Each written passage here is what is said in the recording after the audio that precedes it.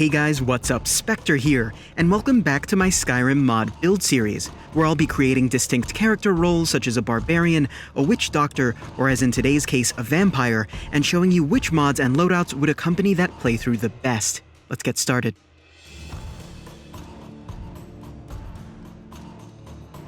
All mods mentioned throughout this video will be listed below in organized categories, including my character creation instructions. So if you have any questions or would like to completely duplicate this setup, check that description. When putting together this character, I imagined that they were once a proud member of the Dawnguard, hunting down the bloodthirsty beasts lurking in the shadows of Skyrim. One day, however, he found himself bested and bitten. Fearing what his brethren would do to him, he concealed his newfound affliction until it was too late. The Dawnguard would make no exception and tried in vain to exterminate our newly sired anti-hero, spurring a lifelong vendetta against the Dawnguard. Let's get into our character creation. I always recommend race menu anytime to get into the character creator at will.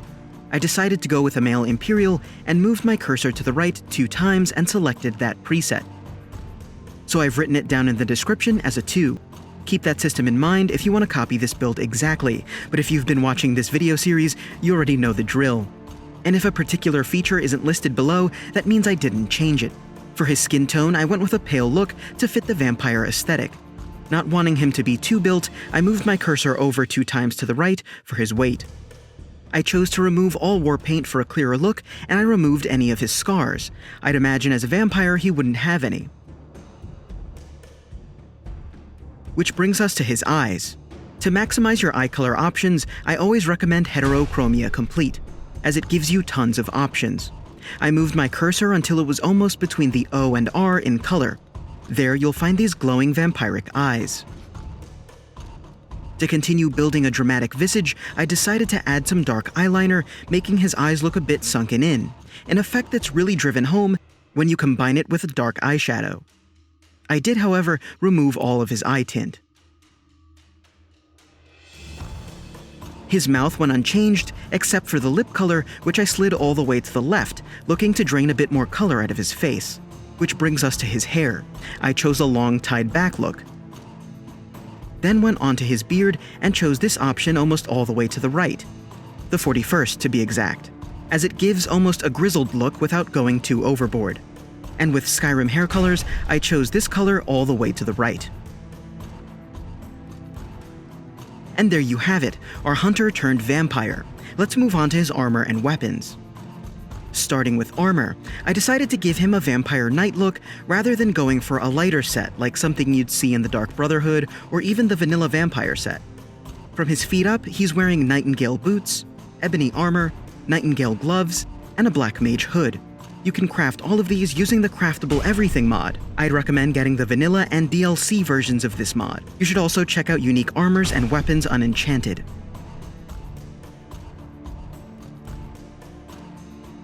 Moving on to weapons. I thought it would be fitting to this character's story if he had Dawnguard weapons, although these have been enchanted to fit my playstyle and renamed to something a bit more sinister and wicked. You can craft your own unenchanted Dawnguard weapons using the aforementioned unique armors and weapons Unenchanted mod. Now that we have weapons covered, we can discuss his spell and ability loadout.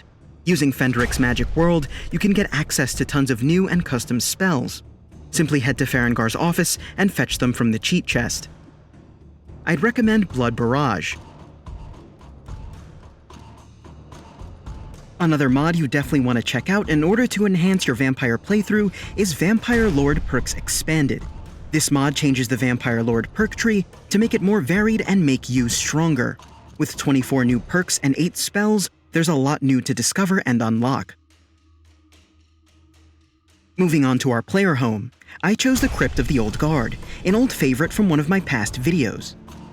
This wonderfully detailed home fits our story perfectly, as it's meant to be a former crypt of the Dawnguard that's been repurposed by a vampire. It packs everything from little decorative touches to secret passages, cattle to feed on, crafting stations, storage, and more.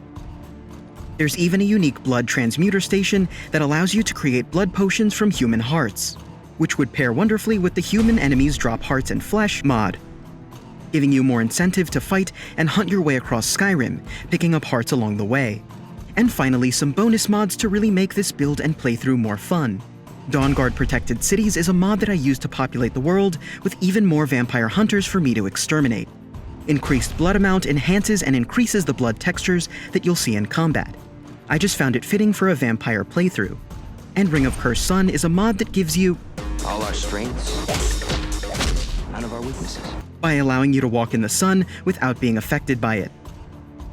And there you have it, everything you need for a Vampire Knight playthrough, from weapon to combat and customization mods.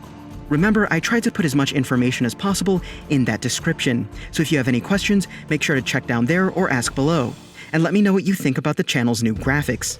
Make sure to sub for more Skyrim mod content, as well as coverage for games like Vampire the Masquerade Bloodlines 2 and Cyberpunk 2077. And as always, thanks for watching, guys.